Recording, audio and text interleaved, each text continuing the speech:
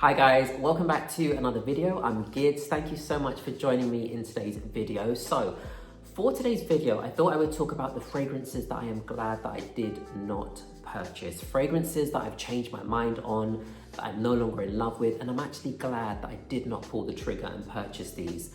Now, just to preface this is just a light-hearted video. If you happen to own any of these fragrances, please don't be offended. I'm sure they smell amazing on you, and this is not a malicious video, it's just me sharing, I guess from the aspect a bit of FOMO as well, the fragrances that I'm glad I didn't purchase because I no longer like them or enjoy them. Okay, the first one is a very popular one. This comes from the house of Louis Vuitton. This is Ombre Nomade. Now, there was a point with this fragrance that every time I used to go past the Louis Vuitton counter in Selfridges, in Harrods, when I was in White City, Westfield, I would always pop into the Louis Vuitton and do a few spritzes of this fragrance. I was convinced at some point I'm gonna pull the trigger and I'm gonna purchase this fragrance. And I'm glad that I didn't, honestly. This is a fragrance which is obviously an oud fragrance. It's in a dark bottle. It's got notes of oud, raspberry, and saffron. Probably other notes, but those are the prominent notes that Louis Vuitton list on their website. Why am I glad that I didn't purchase this fragrance? I'll be really honest. I find this fragrance headache inducing, and I don't want to offend anyone who owns this fragrance, but it's just very loud and even a bit screechy to my nose. It's very loud and screechy. Now, I think this fragrance smells the best when you wear less of it. Some people overspray this and it's just way too much.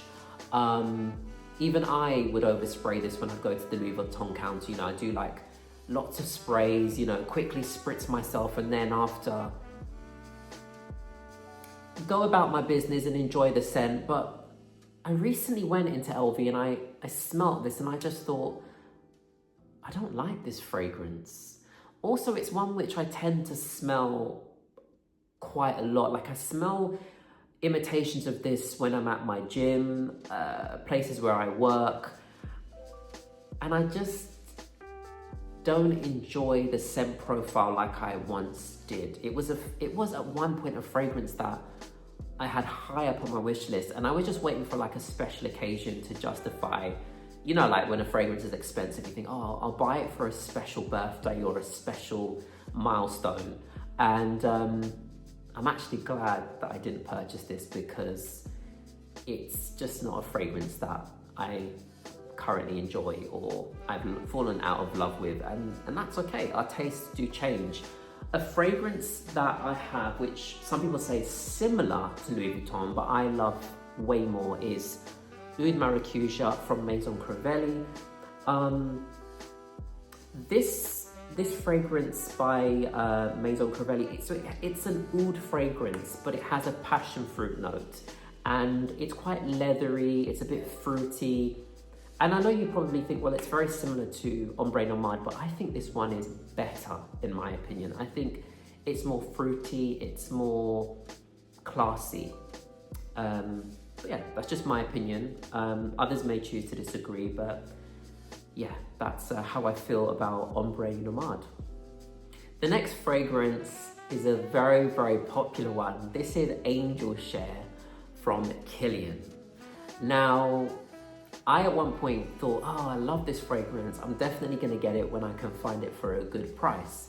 And I had a few chances to buy this fragrance, but for some reason, something was always making me a bit hesitant. I don't know what it quite was, but I'm really glad I did not purchase this one. Now, I know this one is very popular. This one is a boozy, cognac-inspired fragrance with notes of cognac, cinnamon, tonka, vanilla. So it's very cozy, sweet. People say it smells like Christmas, like the holidays, that kind of scent profile. For me personally, I find it a bit too sweet, if I'm honest with you. I find it a little bit too sweet. I do like a boozy fragrance, but if I was to get something boozy from that liquors collection, the one that I like is apple brandy on the rocks. I think that's what it's called. I like that, sort of something a bit more fresh and everyday.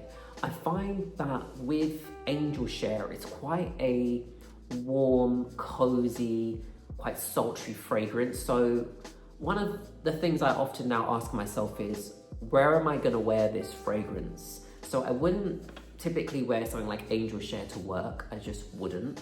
And there are other fragrances that I like more, so I wouldn't really wear it when I'm going out. So it would be a redundant purchase.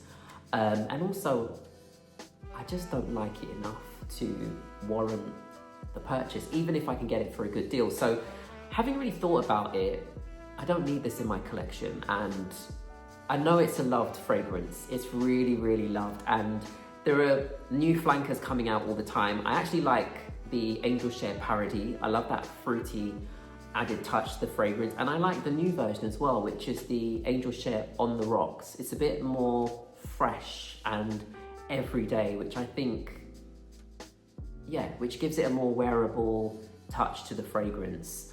So yeah, I'm glad that I didn't get Angel Share by Kilian. Hacivat by Nishane. Now, this one is a very popular one. I remember I first heard about this fragrance from the perfume guy. He was always talking about this being one of his absolute favorite fragrances and how it's comparable. Like, a lot of people compare it to Creed Aventus. Personally, I think they're so different from each other, but I can see why. I think mainly because of the pineapple, people sort of compared them, but to me, they're completely different fragrances. Hacivat has notes of pineapple, grapefruit, cedar, patchouli, and oak moss. I sampled this so many times. I bought a sample of this, bought a decan of it, and I went back and forth, and then at one point I was like, yeah, no, I like it, I'm gonna give it a go. It lasts a long time. It's got a unique sort of element about the fragrance. It doesn't smell like too many other fragrances out there, which I liked. But on me personally, it almost smells a bit dusty and moldy. I don't know how else to describe that. It's got this dusty, moldy component to the fragrance on me personally, which ends up annoying me. I also find to my nose it smells like it's got lemsip in the fragrance. I don't know, it's a weird thing. I pick up lemsip in that fragrance, and that was one of the things that kept me on the fence with Hacivat. But listen, I know it's a popular one. I had a friend that used to wear this that I used to work with, and he smelled great, and his fragrance would always linger, and the whole place would smell of Hacivat, which was actually pleasant, but it smelled nice on him, just not on me. Awake by Acro. So this is a really interesting brand. Acro is the brainchild of master perfumer Olivier Cresp. It's his own personal niche brand. It's his own line. So he's got quite a few fragrances within that collection. And Awake is a coffee forward fragrance. So it's got notes of, I've got the notes here. It's got lemon, coffee, patchouli, vetiver, and cardamom. On paper, all those notes sound really lovely. And when this fragrance was first launched, I remember I was reading about it and I thought, oh, coffee, that's amazing. I'm a coffee lover. I love my coffee. I drink a lot of coffee, maybe too much. I love the smell of coffee. So I thought, I just need the perfect coffee scent. Maybe this is it. And this fragrance came up for a good price. I remember that. But something stopped me and I thought, let me go and smell the fragrance just to make sure I like it. Because I'm not into the blind buying thing. I'm actually really glad that I did that because I didn't really enjoy the fragrance, and I'm so glad that I didn't blind buy this. Now, I can't remember exactly what I didn't like about this, but I remember being so disappointed, and I tried it several times. I tried it on skin, I tried it on the card. I just didn't enjoy this particular coffee fragrance, and I since haven't really found the perfect coffee fragrance for me personally. So I'm still looking. If you guys do have any recommendations, leave them down below and I'll definitely check them out. But yeah, that's one that I'm glad I didn't purchase. Awake by Akro. Italica by Xerjoff. So I'm really glad that I didn't purchase this fragrance. It's a gourmand fragrance from the house of Xerjoff, and Italica has notes of almond, milk, saffron, toffee, vanilla, and sandalwood. So it's quite a lactonic, sweet gourmand. To me, it smells like what we would call in the UK a Bakewell tart. It's that sort of almondy, sweet, slightly cherry type of scent profile. It is a lovely fragrance. It is a lovely fragrance, but why am I happy I didn't get it? I find this one a bit too sweet. It's just a bit too sweet and a little bit too cloying.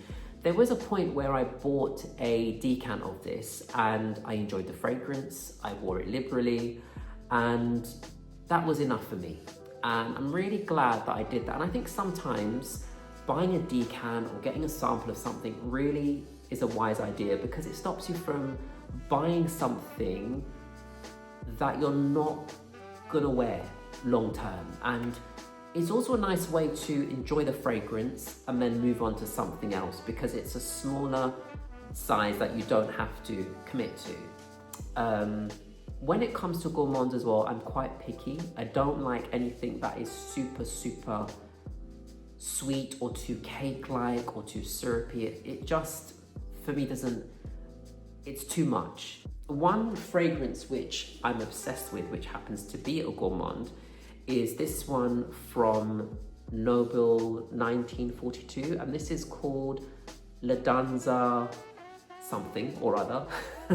This is an Italian brand, I believe, and it's so beautiful. It's like an apple, cinnamon, slightly caramel, sweet fragrance, but it's not cloying. It's still quite fresh and light.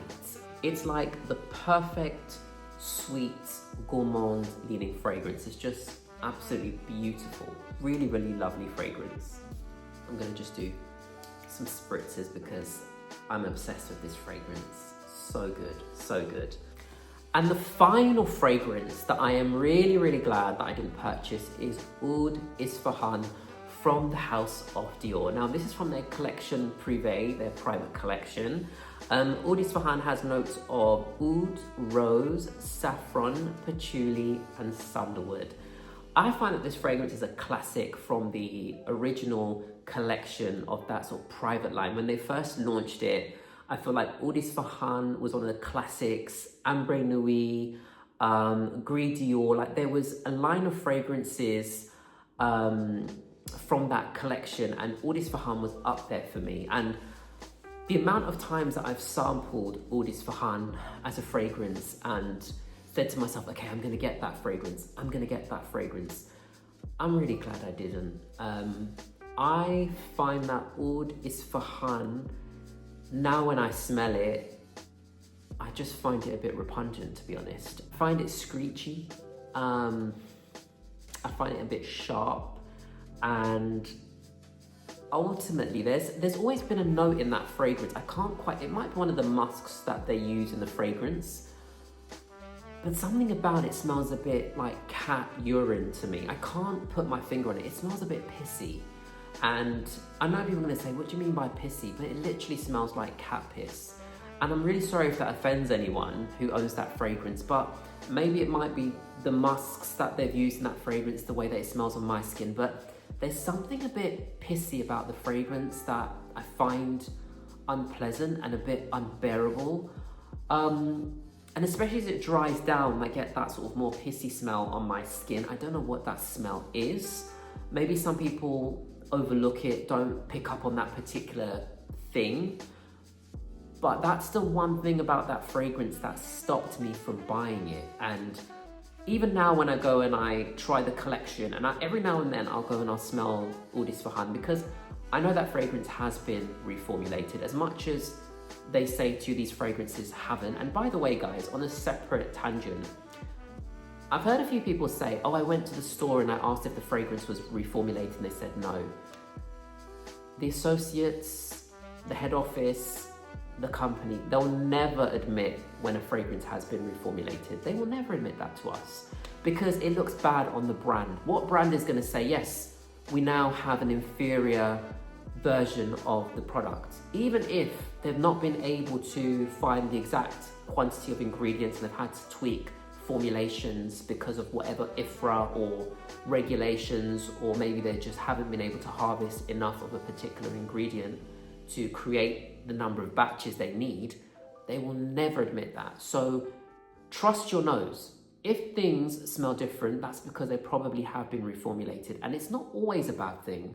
Usually it is. Anyway, on a side tangent, I'm glad I didn't buy Dior Oud Ispahan. I just find that particular fragrance, there's that screechy, pissy smell about it, which I don't like. It's also a very strong fragrance. It's very loud, it lasts, it projects, it's powerful. It's the kind of fragrance that you will smell lingering in the air, especially when it's cold. I think that's a great fragrance to wear. But on me personally, I'm so glad I do not own this fragrance. I actually only have two from Dior now, from the collection, the Privé collection. I have Tabacolo and Grigio. Those are the only two I have. So thank you for watching, guys.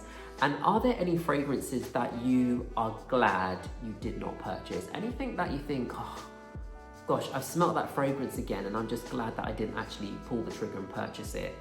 Let me know your thoughts down below. Thank you so much for watching and for commenting and supporting my channel. It means a lot to me, and I look forward to seeing you all in my next video. Take care, guys.